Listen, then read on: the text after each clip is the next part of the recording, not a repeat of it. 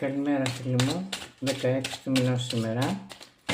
Να βγάλουμε και σήμερα την καρτούλα της ημέρας, να δούμε πώς θα πάει η μέρα μας. Εύχομαι να είναι μια πολύ καλή ημέρα. Να δούμε τι γίνεται. Λοιπόν, ας βγάλουμε αυτή την καρτούλα εδώ. Τέλεια. Λοιπόν, σήμερα έχουμε μία μέρα, μας βγήκε το αστέρι, η οποία οι ελπίδες σας, οι προσδοκίες σας και ό,τι θέλετε να κάνετε θα σας βγούνε, αρκεί να έχετε αρκετά δυνατή θέληση και να έλξετε κοντά σας αυτά που θέλετε.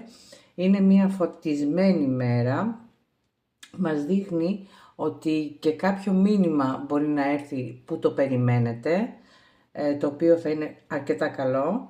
Δείχνει επίσης ότι η ημέρα θα είναι αρκετά ισορροπημένη.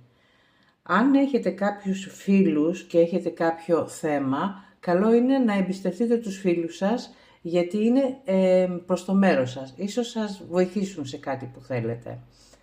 Να έχετε μια υπέροχη φωτισμένη μέρα, η αγάπη και το φως οδηγός σας.